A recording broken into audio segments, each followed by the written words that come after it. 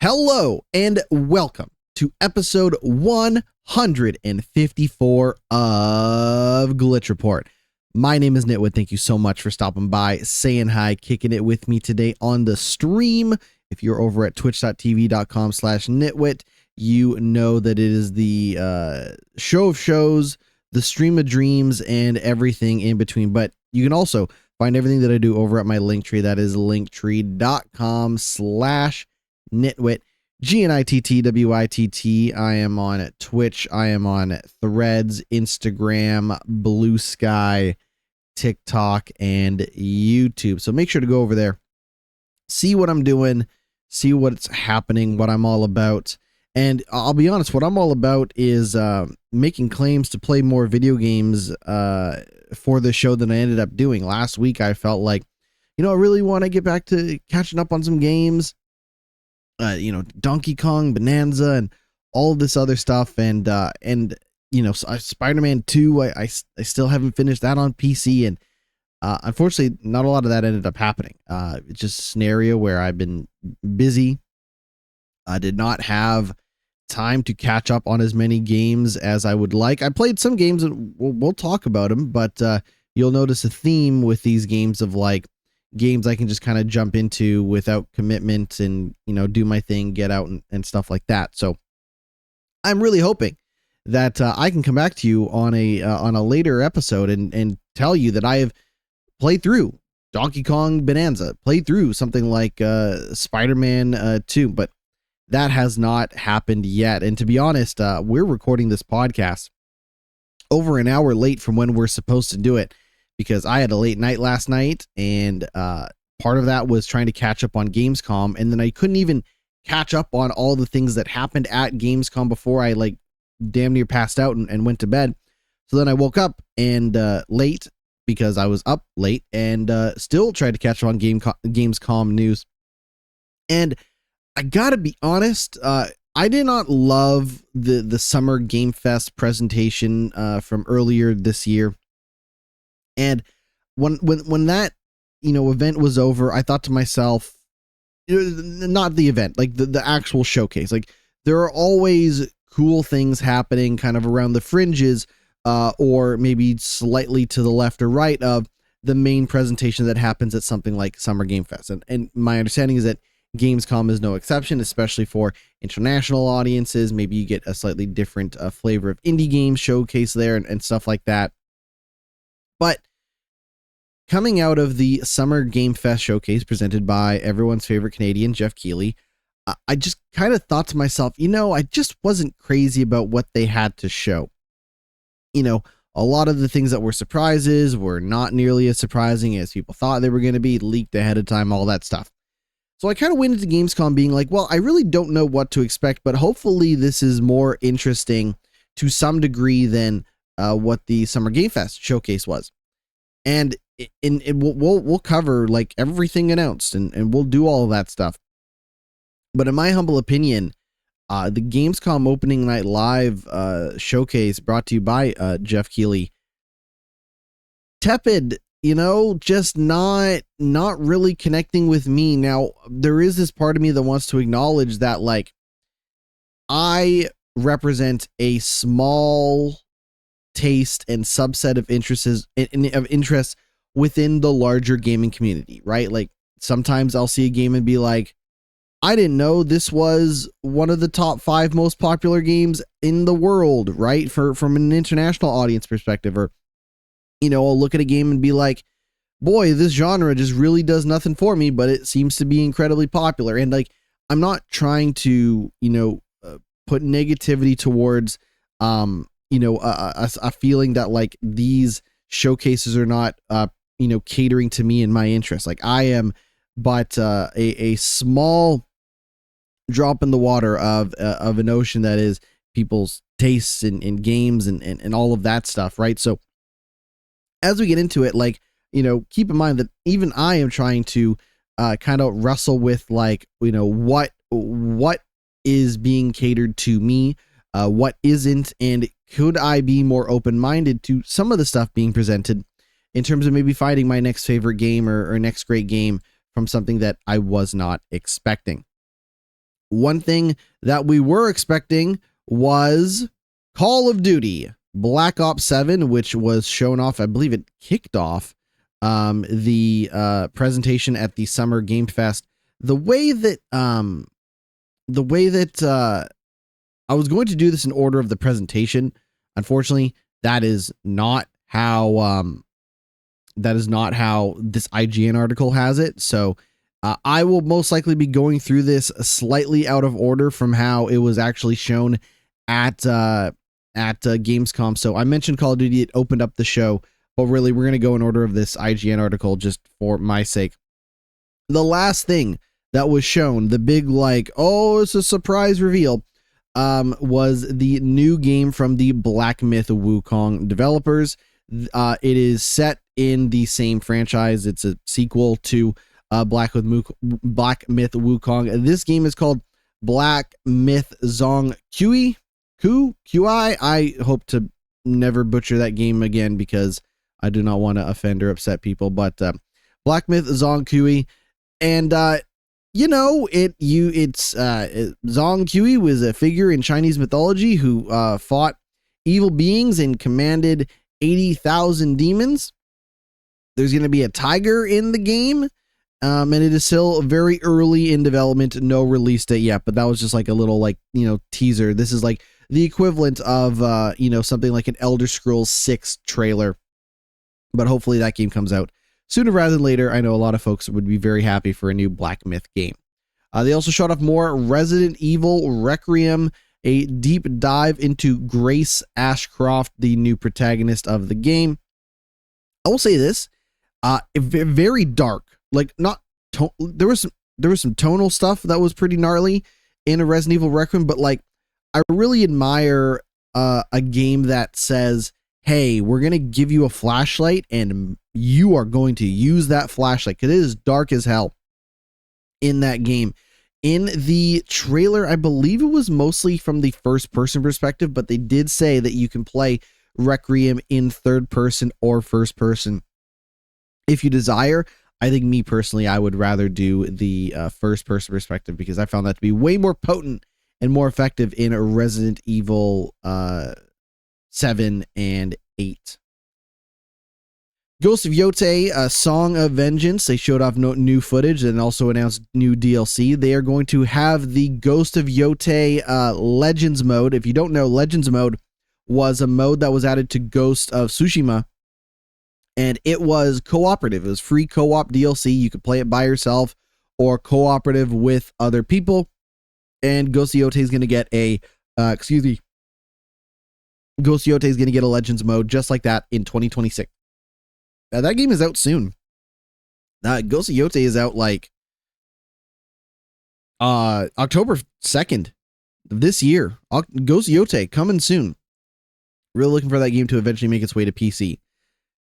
World of Tanks Heat, which I thought, oh great, they're going to make a Heat game based on the World of Tanks. No, it's just the subtitle that they added.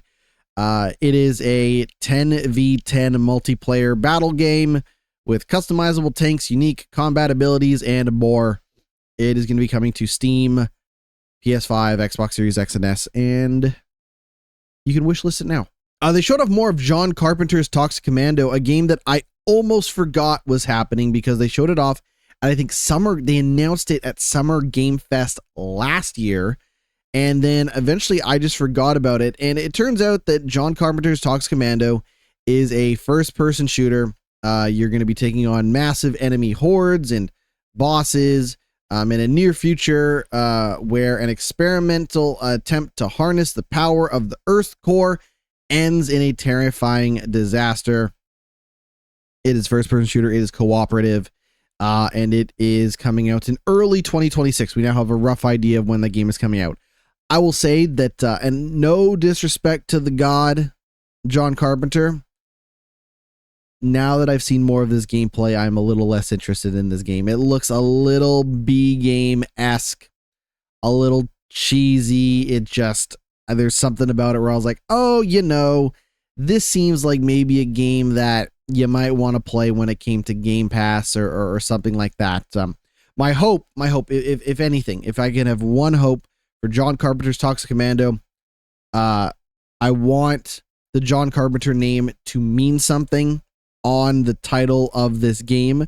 So my hope is that even if it's dumb, even if it's not that great, I don't know, I just want some sweet, sweet John Carpenter music to go with the game. If it's got good music, I'll be happy with it. Project Spectrum is a new tactical shooter from the folks who made Delta Force, and it is a horror PvE and PvP game. It is shooting real people and shooting computer people. Got a little bit of fear in it. I really didn't know what to make of it. There wasn't a ton to go off of, but you know, hey, it's a horror shooter, and they don't make a lot of those. Everwind is a resource gathering, crafting, exploration, combat focused RPG sandbox survival game, and it will be available on PC. Cult of the Lamb, a game that I've heard nothing but good things about but never had a chance to play, is getting Woolhaven DLC that is going to be launching in early 2026. World of Warcraft is getting a new expansion called World of Warcraft Midnight. They showed off their opening cinematic. I will say this, if you liked the cinematic trailer that was shown for the Diablo 4 Vessel of Hatred, expansion pack, the one where like the woman's arm like splits open and all this other gross gnarly shit. You might like this World of Warcraft Midnight expansion cinematic trailer. Obviously not nearly as gory, as violent or messed up as the Diablo 4 Vessel of Hatred expansion, but nobody does cinematics like Blizzard, and this World of Warcraft Midnight expansion trailer, no exception. Age of Empires 4 is making its way to PS5 on November 4th. They're also going to be adding an expansion pack to the game as well for those looking for more. Survival game Enshrouded is getting a Wake of Water update. That is the 16-player co-op survival action RPG, out now on early access on Steam. Cinder City is a third-person, massively multiplayer online tactical shooter from Big Fire Games, which is an NC Soft studio. NC Soft, if I remember correctly, are the Guild Wars people. Correct me if I'm wrong. Is NC Soft? No, I thought NC Soft. Yeah, they're the Guild Wars people. Anyways, that game, again, like it probably some sort of free-to-play thing. It didn't do a lot for me, but hey, maybe it'll do something for you. One thing I want to say up at the top right here, right now, is if you like the Divine Comedy, you might like a little game called La Divina Commedia. Commedia. Commedia. Anyways, it is, I believe, a third person. Well, I don't believe this. I saw it. It is a third person action adventure game based on the Divine Comedy. So if you were like, man, I would have loved a new Dante's Inferno game, this is kind of that, but different, but kind of the same thing. Moonlighter 2, The Endless Vault, is going to be entering early access, and now we have a release date for that game. It's going to be, excuse me, I'm getting choked up here. It's going to be launching on PC October 23rd. And it will be, that's on PC October 23rd. It will also be available on Xbox Series X and S, PlayStation 5 at some point in time. Kingdom Come Deliverance 2 is getting DLC. They showed off Enzoy Island Getaway DLC. That is the Sims-like game from the folks that make PUBG. New trailer for Ninja Gaiden 4. They showed off a new Outer Worlds 2 trailer focusing on the companions in the game. However, they stated that the companions in the game that you'll be able to hang out with and talk to will not be romanceable. So they are telling you right now, you cannot fuck the companions in Outer Worlds 2. If you want to play a game where you fuck the companions, might I recommend Mass Effect or Dragon Age or some other game that's not Outer Worlds 2. But if that's a deal breaker for you, I don't know what to tell you. They also showed off new footage of Chronos: The New Dawn. That is Bloober Team's new third-person horror shooter. They showed off more Silent Hill F. the Silent Hill F looks twisted and weird, man. I guess in the way that you probably want a Silent Hill game to be. I still don't know a lot about Silent Hill F, but it looks weird, and it is still on track to come out one of these days. Delta Force is finally making its way to consoles. It is available now on PlayStation 5, Xbox Series X and S, iOS, Android, and PC already. It is a tactical first-person online multiplayer game. It will feature a battle royale, sorry, not a battle royale, a Battlefield-esque mode, as well as an extraction shooter mode. Delta Force also features a single-player campaign based on the Black Hawk Down story. They're putting Squid Game in Fortnite, and I gotta be honest, I forgot that Squid Game was a thing. I never got into Squid Game, but my understanding is like with Squid Game seasons 2 and 3, that show has completely fallen off in a pretty big way. Again, from my understanding, just of the public, kind of consciousness of that game. Like no one's thinking about Squid Game because seasons 2 and 3 were just so forgettable. But if you still believe in the power of the games, you can get Squid Game in the game Fortnite, arriving August 26th. Unbeatable is a new rhythm game. It is going to be coming to Steam, PS5, and Xbox later this year. That game looked pretty neat. A new game called Time Takers, which is a stupid name for a game, is a new team-based shooter where medieval knights team up with various warriors throughout history, and it seems to be some sort of multiplayer shooter, if that is your thing. The Darkest Files is getting a new trailer. This is a game about defending democracy in a post-war Germany where you persecute Nazis and bring them to justice. It's available now on Steam and is going to be coming to Nintendo Switch. A new game from the Maniac Mansion and Monkey Island developer Ron Gilbert has a new game called Death by Scrolling, where the aim is to survive purgatory long enough to amass enough gold to pay the ferryman to get you out of purgatory.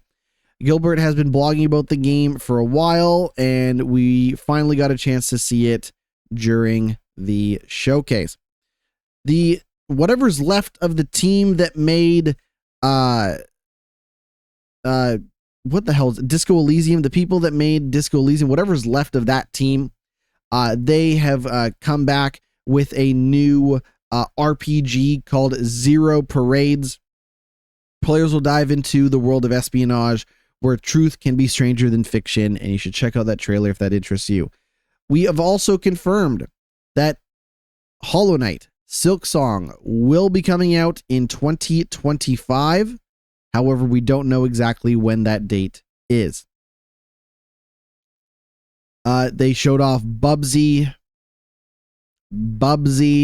We all know and love Bubsy. Anyways, the folks at Atari are making a new Bubsy game called Bubsy 4D. No release date yet, thank God, but it will eventually be coming to Nintendo Switch 2, PS5, Xbox Series X and S, and PC. Battlestar Galactica Scattered Hope is a brand new game based on the sci-fi series coming in early 2026. Outlaws, the LucasArts game Outlaws is getting a remaster. Really neat looking. You should check that out. If you like He-Man and the Masters of the Universe, you can take a look at Dragon Pearl of Destruction. Looking at this game, this seems to be a side-scrolling beat-em-up. Gosh, they had so many games. We're not even... Oh, God. We had so many games. One thing I want to mention right up at the top, probably one of my most anticipated. Like, I've been maybe a little cold on this so far, but I want to talk about one of my favorite things that I saw at Gamescom. I am not a big Lego guy. I'm not a big Lego games guy, but what I saw of this looks pretty freaking cool. Lego Batman Legacy of the Dark Knight. What it is it is a Batman origin story that takes elements from a lot of the different Batman movies. So there's like a scene in the trailer they showed where Batman says, "You want to get nuts? Let's get nuts, right?" They showed Bane they showed Bane from The Dark Knight Rises. They showed Joker from The Dark Knight. Like he says, like, why so serious and all that stuff. Really, really cool. But the thing that really impressed me about Batman, Lego Batman Legacy of the Dark Knight, is that they are taking the Batman Arkham style combat and incorporating that into the game. On top of that, it is supposed to be, from my understanding, an open world style Batman game on top of everything else.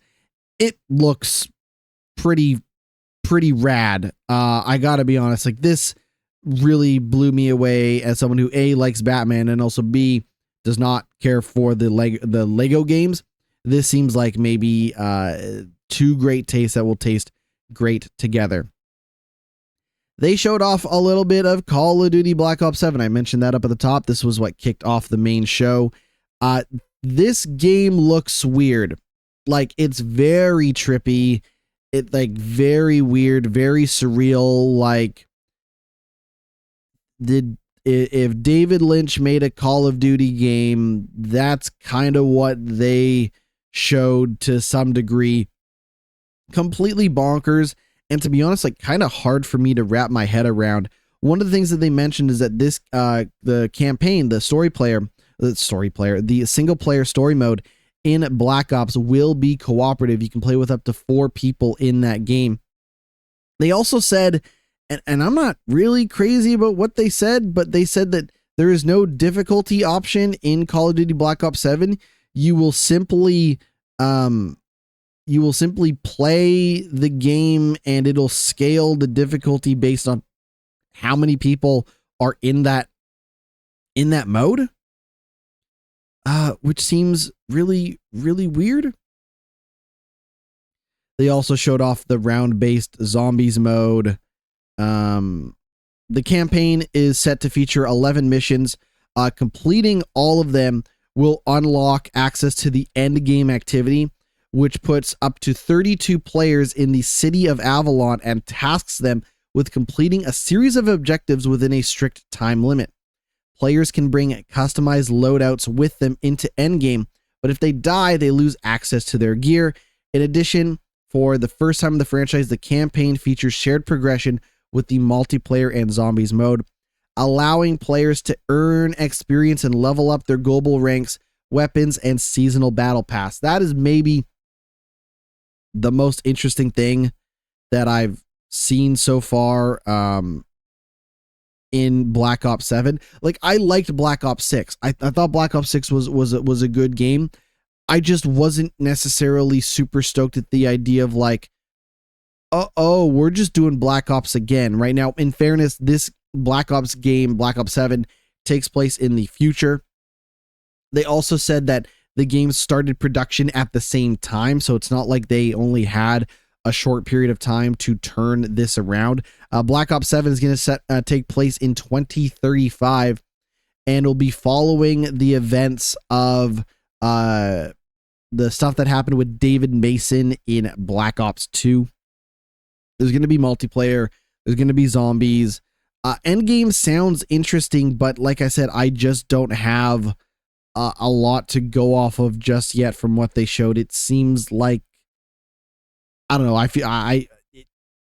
This seems like they are trying to figure out how to continue the this seems like Black Ops running on fumes, is I guess what I would say. This feels like Black Ops running on fumes, but we shall see. We won't know until that game comes out November 14th of this year. So remember Lords of the Fallen? Then they made a new game called Lords of the Fallen, which was different from old Lords of the Fallen. Now, new Lords of the Fallen is going to get a sequel, and that game is called Lords of the Fallen 2, which is a sequel to the new game and not the old game, and that's going to be coming out on PC, PS5, Xbox Series X and S in 2026. If you were looking for the next generation of truck driving simulators, Well, the good folks at Saber Interactive might have just the thing you're looking for: Road Kings. Players will begin from humble beginnings as a rookie truck driver to get behind the wheel of a 40-ton semi hauling cargoes across the coastal plains of the American South. Manage multiple jobs, trailers, and routes from busy Jacksonville to the shady streets of historic Savannah. Plan a route to satisfy all clients and take precautions against road hazards, weather, and more. Road Kings is launching in 2026 on PlayStation 5, Xbox Series X and S, and PC. Monster Hunter Wilds is going to get a Final Fantasy XIV crossover. A new game was announced at the Gamescom Opening Night Live showcase: Warhammer 40k Dawn of War 4. They also showed off a new trailer for Onimusha Way of the Sword. Europa Universalis 5 is going to be coming out on PC November 4th of this year. You can pre-order it now. They also showed off more of Fallout Season 2. They had a showcase for that. I completely skipped over it because I want to watch the show, and why do I need to watch this? And I'll just watch that when the show comes out. That show is coming out December 17th of this year. However, new episodes are going to be dropping weekly on Prime Video. Void Breaker is out now in early access. It is a new roguelite FPS game, and it is out now in early access on Steam as well as PC Game Pass. Indiana Jones and the Great Circle DLC is going to take Indy back to Rome. That is going to be coming out September 4th. That is DLC for Indiana Jones and the Great Circle, called The Order of the Giants. But perhaps bigger news is that Indiana Jones and the Great Circle is going to be coming to Switch 2 in 2026. Sekiro No Defeat is a new anime based on the game that's going to be coming to Crunchyroll. That pretty much covers everything that is worth kind of mentioning for Gamescom. Really, when I look at what Gamescom was, like Resident Evil Requiem looks awesome. That game's out in February. Sign me up for that. I am willing to play another Black Ops game, even if it feels a little too soon for my taste. Black Ops 7 out in November. But really, the big thing kind of takeaway for me was man, that Lego Batman game looks really, really neat. I'm very excited to check that out. I am hoping it's good. Maybe this will be the thing that gets me into Lego games. We shall see. We're going to take our first break. When we come back, we got even more news, especially when it comes to PlayStation. Stick around. We'll be right back. Welcome back to the podcast. It is time to talk about PlayStation, and I got some bad news, folks. PlayStation 5 pricing is going up in the United States starting tomorrow. The PS5 Pro will now cost $750 US. This is impacting the pricing due to global economic issues. But it's not just the PlayStation 5 Pro. The PlayStation 5 disc console is going up from $500 to $550. In the United States, it's going to be going up $50. The digital edition is also going up $50. It's going to go from $449 to $499. And the PS5 Pro, like I said, $750 US. Now, keep in mind that the last time that these prices went up, they went up everywhere but the United States. That happened August of 2022, which saw both the digital and standard edition going up in places like UK, Europe, Australia, Japan, China, Mexico, and Canada. It did, and then actually it did also raise the prices again in parts of the world, specifically for the digital edition earlier this year. But again, it didn't happen in the United States. Now it is happening in the United States, and I just want to ask people, how are the prices of eggs? How do you feel about tariffs? How do you feel about the current state of the world? I would like to ask the American folks how they feel about the current state of their government. Is it worth it? Is this what being great feels like? It sure doesn't seem that way. Earlier this month, Nintendo raised the price of its original Switch hardware with the standard units increasing in cost by $40. The OLED model went up by $50, and the Switch Lite went up by $30. Earlier this year, the CTA, the trade association behind the CES tech event, warned that Donald Trump's tariffs could lead to console prices rising by nearly 70% in the US if they all came into effect. But hey, good news. If you have a PlayStation 5, maybe you have something to look forward to, because PlayStation will reportedly hold its regular September State of Play this year. Sony has held a September live stream for the past 6 years. They don't plan on missing one. That is, of course, according to Giant Bomb journalist Jeff Grubb. You may also know him from his time playing Bubsy 3D in the hit video series Grubsy 3D. Grubb claimed during a live stream on Monday that a State of Play or PlayStation Showcase will take place during September, saying they're planning a State of Play or maybe a showcase, but probably a State of Play for the end of September or before the end of September, so we're going to get updates from Sony pretty soon. Last year's State of Play saw the announcement of Ghost of Tsushima's sequel, Ghost of Yotei, alongside Astrobot DLC, a Horizon Zero Dawn remaster, and more. PlayStation's last State of Play live stream took place in June, featuring the first look at 007 First Light, Luminous Arise, and Marvel Tokon Fighting Souls. This was followed up last month by a State of Play dedicated to Ghosts of Yotei. And finally, in PlayStation news, is this the final PlayStation news? It is the final. Is this? Kind of. PlayStation is officially crossing over with Xbox. That's right. Helldivers 2 and Halo ODST collaboration is happening for the Helldivers 2 game, and that is launching next week. They are putting Halo ODST characters into Helldivers 2, and that's going to be basically content, DLC that you can buy for the game when it launches next week. Very, very cool for people who like Helldivers. Very exciting for people who like ODST. I love ODST. I think ODST, if I may say so right now, I would say Halo Reach and Halo ODST are two of the greatest Halo games ever made, and that is a series that mostly consists of pretty good games. Halo ODST is a fabulous Halo game. Very exciting to see that. I almost want to buy it just to support the idea of this happening, but I don't really care that much about Helldivers 2, so I probably shouldn't put my money where my mouth is. All right.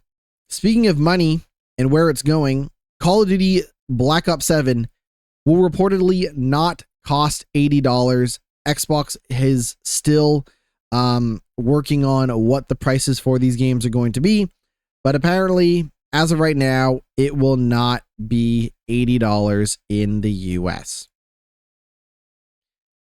I want to move on to a slightly different topic, a slightly different tone. I would like to talk about the good folks over at PETA and their concerns right now. You know, PETA. No, I'm not talking about PETA as in, the way that Lois Griffin says, "Oh, PETA."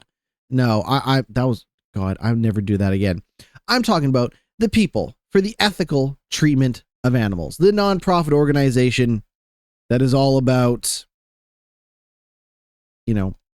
animals over people, or at least it's what it seems like. They have some concerns. These are very serious concerns. This is relating to video games. This is not me just like going completely off topic, just like off my rocker to just talk about PETA. No, the good folks over at PETA are very concerned about the state of video games. They are urging Nintendo to liberate Cow. That's their concern. They want to liberate Cow. If you don't know Cow, Cow is a playable character in Mario Kart World. I might just damn near say that Cow is maybe one of the greatest characters in video games in 2025, in my humble opinion. The problem with Cow is that Cow has a nose ring, which to me just seems like something that Cow might wear if they worked at a Hot Topic or something. But no, PETA is all up in arms about Cow having a ring, a nose ring specifically in Mario Kart World. The organization says, leave the rings to Sonic. Isn't that funny? Now keep in mind that, Cow is a playable character in Mario Kart. But Cow's been around. Cow's been around for some time. You might remember Cow as a character that you could drive past in Moo Moo Meadows. Moo Moo Meadows. I believe Cow had a nose ring in Moo Moo Meadows. But now she's become one of the most popular characters in Mario Kart World. Now, PETA, which is no stranger to campaigning against Nintendo games, has urged the company to redesign Cow and remove her nose ring. The group argues that the nose ring is a sign of cruelty, saying the meat and dairy industries use them to control and exploit animals. A pledge the organization is asking users to sign reads, "Workers stab the rings through the cows and bulls' sensitive septum and sometimes chain the rings to the bull's horns for even more pain-driven control." The dairy industry even clips spiked nose rings on baby cows so that nursing hurts their moms and they're rejected and kicked away. The brass ring in cow's nose is a painful reminder of the industry that treats real-life cows like machines. Now, I'm going to tell you right here, right now. They may have a point. I don't know, because I'm on top of the food chain. I'm not over here actively trying to, mistreat and abuse animals by my own hand, right? I'm not out there, actively trying to hurt animals with my direct actions. However, I am on top of the food chain. And you know what's pretty good? Milk. And to be honest, milk is expensive enough as it is. And while I would love to see the good cows of the world be given the best life possible when it comes to them producing the goods that keep me nourished and a healthy, strong boy, I gotta be honest, I don't know anything about how the nose rings work. I just thought Cow was kind of cute. Just like, oh, look at this cow. She's got a nose ring. She's riding a motorcycle. Isn't that fun? I wasn't thinking, oh my God, the poor bulls and I don't know. Maybe it's bullshit. Maybe it's not. I don't know. But I am not an expert on the dairy industry, the beef industry, but I got no beef with it. So really, I don't know what PETA wants me to do about this. And really, I think Nintendo should probably ignore them. However, the pledge continues saying, that's why I'm asking you to remove the nose ring. It's a small change that can make a huge difference in how we see animals. Cow is an adorable character. They're not wrong. And deserves to race without a tool of cruelty on their face. Will you please show compassion to animals and let Cow breathe free? Someone on Twitter, the last surviving Twitter user, commented on PETA's post saying that PETA should pick its battles. The group's official account replied that video games can shape how people see animals. Showing them respect matters both online and in real life. Now, I'm going to say this right now. The way I treat animals in video games and the way I treat animals in real life, kind of different. You know how many dogs I've shot playing fucking like Resident Evil and shit? I've never shot a dog in real life. Sometimes when I would go hunting for animals in Red Dead Redemption 2, I would get so frustrated at the idea of playing stealthy, hiding in the bushes, tracking the animal, using a bow and arrow for a clean kill. But at some point, I was like, you know what? Fuck it. You're a grizzly bear. I'm a dude, and I have dynamite because I'm on the top of the food chain. Let's just throw fucking dynamite at this goddamn bear and get this over with. Never once in real life have I held dynamite, been near a bear, or combined the two for violence towards animals. So I just I think sometimes PETA just gets a little cart before the horse, if I may say so myself. And look, if Nintendo changes it, whatever. But if I'm being honest, I think the nose ring on cow is adorable. Even if it has brutal, it brutally depicts the harsh realities of cows. If I may speak to PETA so directly, I would ask them to chill out. Don't have a cow, man. Let's move on. Atari is releasing a brand new Bubsy game. We already talked about that. Why this made it into my news story as a separate piece, I don't know. Maybe because Bubsy's a cat. Oh no, Bubsy can like climb and jump in a video game and he's supposed to be a cat. Oh, get PETA on the horn. Rod Ferguson. We talked about Rod Ferguson last week on the show after leaving Diablo and Blizzard. He is now taking over 2K's Cloud Chamber in the hopes to finish BioShock 4. I also reading some reports kind of during our break that there might be some layoffs over at 2K. Layoffs have hit the BioShock team now that Rod Ferguson has named head of Cloud Chamber. I wish everybody involved the best of luck. Maybe they'll get the game out the door. Maybe it'll be good. Who can say? Xbox ROG Ally is coming out in October with a handheld compatibility program. No details or pre-order information available just yet. I am getting this from Video Games Chronicles, written by Jordan Midler. As always, shout out to Video Games Chronicles. Here's what we know. The only thing we really know is there's going to be the ROG Ally X, which has the AMD Ryzen Z2 Extreme and a 24 gigabytes of memory with 1 terabytes of storage. And we're also going to get the ROG Xbox Ally, which is an AMD Ryzen Z2A chip with 16 gigabytes of memory, 512 gigabytes of storage. That is coming out October 16th, but no details on price or pre-orders just yet. Now you might be asking yourself, what is the handheld compatibility program? Well, I will tell you.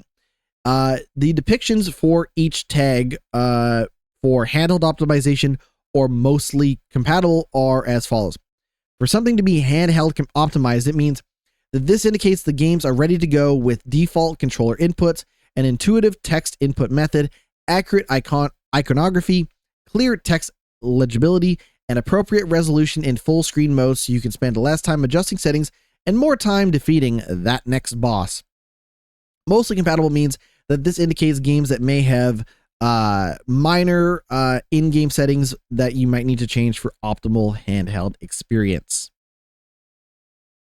I imagine that when that comes out, it'll be expensive. Speaking of expensive, Vampire the Masquerade Bloodlines 2 finally has a release date. We talked about it, I think, or maybe we didn't. It doesn't matter. It's coming out October 21st, just in time for Halloween. Here's the problem with Vampire the Masquerade Bloodlines 2. One, that game doesn't look very good. I will say it right now. That game, if I was a big fan of Vampire the Masquerade Bloodlines, the original game, I would look at this and be like, whew, what did they look at how they massacred my boy. But I think the problem is that Vampire the Masquerade Bloodlines original was more of an RPG, whereas this seems like more of an action game, which probably means you're losing out on a ton of player agency, a ton of choice, and optional stuff. But what do I know? What I do know is that that game is going to be $60 US when it comes out. And here's the big problem. The problem is that two of the game's clans in Vampire the Masquerade Bloodlines, it's all about aligning yourself with different vampire clans and stuff like that of the underworld. Two of its clans are going to be locked behind day one DLC, meaning that when that game comes out, there will be content that you cannot access unless you pay $22 to access the La Sombra and the Toredo clans, as they will be part of the Shadows and Silk DLC. I gotta say, gross. That just sounds gross. The game doesn't look good. I feel like that game will be probably available for a song pretty soon after release. So maybe you can get the DLC for next to nothing when you get the game for next to nothing when it comes out. But hey, if it's amazing, I would love to be wrong. But that doesn't change the fact that the DLC situation is gross. And our final news story for the podcast, unless any breaking news came out besides the layoffs over at 2K, Starfield is reportedly coming to Switch 2 next year, it is claimed, and that Indiana Jones will not be the only Xbox title coming to Nintendo's console next year. Keep in mind, we also do not have a date for, Black Ops 7. They, part of the whole thing was, we're going to put Call of Duty on the Nintendo, and we're going to keep it on the PlayStation and all of that stuff. But so far, no confirmation that Black Ops 7 is actually going to make its way to Switch 2. The only confirmation we have is Indiana Jones, but fear not, because reportedly, Starfield 2 will also be making its way to Switch 2 next year. Other games that are being prepped for the Switch 2 include Diablo 4, Halo the Master Chief Collection, and Microsoft Flight Simulator, but the only game confirmed so far, like I said, Indiana Jones. We are going to take our final break. I'm going to double check on any other news stories that I might have missed. Stick around. We'll be right back. Welcome back to the podcast. Before we talk about the games that I have been playing, I kind of want to take a moment now that Gamescom is kind of over with. I want to talk about some of the games that are coming out that I'm looking forward to. I feel like maybe a tad negative about the state of Gamescom and stuff like that. So I figured, you know what? You're here, I'm here. I got a list of games coming out later this year. We're just going to go until 2025. And honestly, I just kind of want to run through some of the games that I am looking forward to that are coming out the rest of this year. They may not be games that I immediately pick up day ones or anything like that, but like if you said gun to my head, GnittWitt, you want to play this? I would like to play this. Coming out, it is August 20th, the time of this recording. Next week, we are getting Gears of War Reloaded, and I gotta say, I am looking forward to playing the remaster of the original Gears. I'm looking forward to that. The game originally came out in 2006. The good news is that you do not have to play the old version. You can play the new version when that comes out August 26th. And also keep in mind, that is a game that's going to be coming out day one on Xbox Series X and X, PC, and PlayStation 5. So if you're looking for a third-person cover-based shooter, look no further than Gears of War Reloaded. And I'm also coming out a few days later, Metal Gear Solid Delta Snake Eater. I gotta be honest, I've never loved the Metal Gear Solid gameplay up until Metal Gear Solid 4. I played through Metal Gear Solid 4 because I enjoyed the gameplay so much. And then I also played through Metal Gear Solid 5, The Phantom Pain, which I think is a good game as well. So if they're going to remake Metal Gear Solid Snake Eater with more modern shooting and controls, I might have to give it Metal Gear Solid Delta a try when that comes out August 28th. That's going to be coming out on PS5, Xbox Series X and S, and PC. Shinobi Art of Vengeance, I have had my eye on. I've never been a huge Shinobi guy, but it looks pretty neat so far, and that's coming out August 29th. Baby Steps is out September 8th. I'm curious to check out Baby Steps. I played that demo. Seemed all right. I'm curious how long that game is and so much more about it. That's coming out September 8th. Everybody's Golf Hot Shots, PC, PS5, and Switch. That's out September 5th. Baby Steps coming to PS5 and PC, I should mention. Everybody's Golf Hot Shots. I'm just excited about the idea of not having to own a PlayStation to play a Everybody's Golf Hot Shots game. I'm not too sure if I'm going to get it on PC or Switch, probably PC, but that's coming out September 5th. I got to be honest, the more I hear about Borderlands 4, the more I am intrigued on what that game has to offer, but I find that Borderlands games tend to go on sale pretty shortly after launch, at least for a little bit. So I'll probably pick that up on PC sometime later this year, assuming that reviews are good. But that's coming out PS5, Xbox Series X and S, and PC September 12th.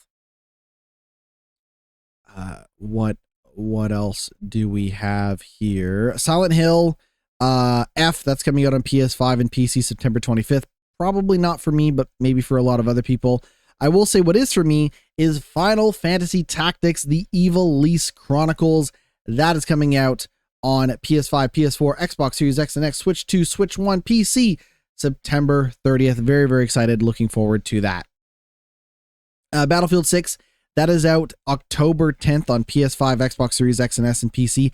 I might mess around with it, you know, in the way that like you get the EA subscription. I might just like play through the campaign or something of that. Not sure I really want to dedicate a lot of time to the multiplayer in Battlefield 6. I was really, really bad at it when that beta was happening. So maybe I'll hold off on playing a lot of the multiplayer, but I'll check out that campaign if it's any good. Oh, Ghosts of Yote out on PS5 October 2nd. I will wait for that game to come to PC, but that game looks really great. Ball Pit, that is Ball X Pit, was an awesome game that I got the chance to check out on demo. That is coming out on PC October 15th. Very, very curious to check out that game. Ninja Gaiden 4, I will definitely be checking out Ninja Gaiden 4 when it comes out on PC, PS5, Xbox Series X and S October 21st. Because it's coming out on Game Pass, I have no reason not to check it out. Speaking of games I have no reason not to check out, The Outer Worlds 2, that's going to be coming out on PC, PS5, Xbox Series X and S October 29th. I will be checking that out when that comes out. Arc Raiders, that is the third-person extraction shooter coming out on PC, PS5, Xbox Series X and S October 30th. That'll be free to play, and I'll probably mess around with that game to some degree. And then Terminator 2D No Fate, that is the Terminator side-scrolling game based on the second game. That's coming out on October 31st, Halloween. Very curious to check that out. We'll see how it goes. November, we have Call of Duty.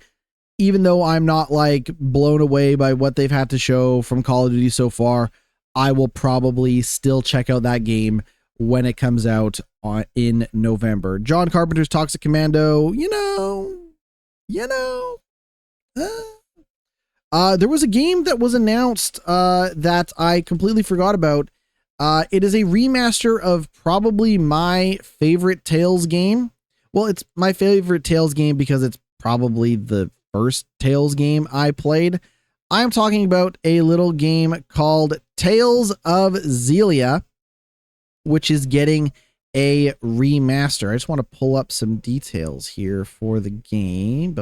Where is the release? Where's the release? I'm trying to find out when Xillia Remastered comes out. That's coming out this fall on modern consoles. I want to check out Tales of Xillia because that again is my first Tales game. It's my favorite Tales game. Though I don't remember ever finishing it. I still really liked it. Doesn't matter.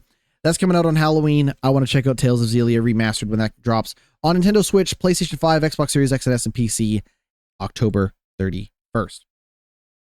That is going to do it, I believe, for right now, for everything that is coming out so far that I am interested in. Maybe we'll do another kind of roundup of this next month in September, like end of September, just for the remainder of the year. We'll maybe keep our eyes peeled on all that stuff when we have more confirmed release dates for stuff. For now, I've been playing some more Overwatch 2, playing the Soldier 76. It's kind of my game of like, oh, I have like 20, 30 minutes. I'm going to jump in, do a couple matches in Overwatch 2, get out, do my thing. Enjoying it more than I thought I was going to. Again, as someone who talked a lot of mess about Overwatch 2 and how unpopular and how rotten that game seemed to have been at launch for hardcore fans, I find it pretty good as a casual player. It seems all right. I don't think I'm going to spend a lot of money, if any, in that game because I don't think I'm that attached to it. But I have been enjoying that so far for what it's worth. Diablo 4, kind of another game where I've been trying to like catch up on like movies and TV, and Diablo 4 is a very good like, oh, I'm just going to sit here and play Diablo 4 while a YouTube video is happening in the background so I can catch up on YouTube watching and stuff like that. Diablo 4, very, very good game for that. However, the expansion pack was on sale. I don't know if it still is. I was tempted to pick up Vessel of Hatred now that it is on sale. And my plan was that if I did pick up Vessel of Hatred, I would make a new character based on the character class that is available when you buy the expansion. I think that is the Spiritborn. I forget what they're called, but I was thinking, oh, maybe I would run through the main game with the new character class and then play through the story in Vessel of Hatred. Then I can say I kind of got my money's worth playing through as much of that game as I could with the new character class. But I haven't done so yet, but I might next time it goes on sale because I don't believe it is currently on sale. I probably need to re-up on my my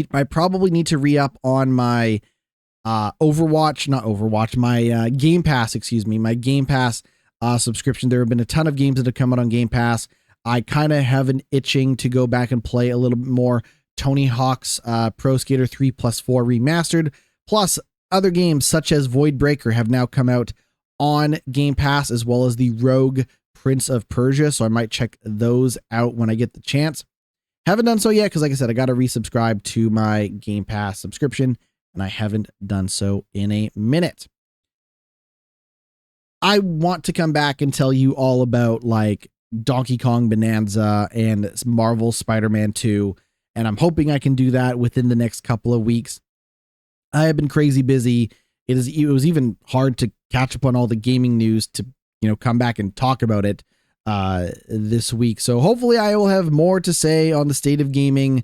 I'm also thinking that if I can find the time, I would like to go through stuff from Gamescom and try to find some more indie games. You'll know Gamescom Opening Night Live, very big, very mainstream to some degree. I'm hoping I can catch up and maybe finding some cool indie games and stuff like that were also part of Gamescom and report back next week, but we'll find out. That is going to do it for the podcast. A little bit of a shorter one today, but you know what? I'm okay with it if you're okay with it. That is going to do it for the podcast. I have been GnittWitt. You can find everything that I do over at my Linktree, linktree.com/GnittWitt, GnittWitt. I am on Twitch. I am on Instagram, Threads. I am on TikTok. I am on YouTube. And I am on to having some lunch. 12:20 as of recording this. I should probably eat something for the first time today. So I'm going to do that and then get back to some gaming. And we'll see you all next week. Take it easy.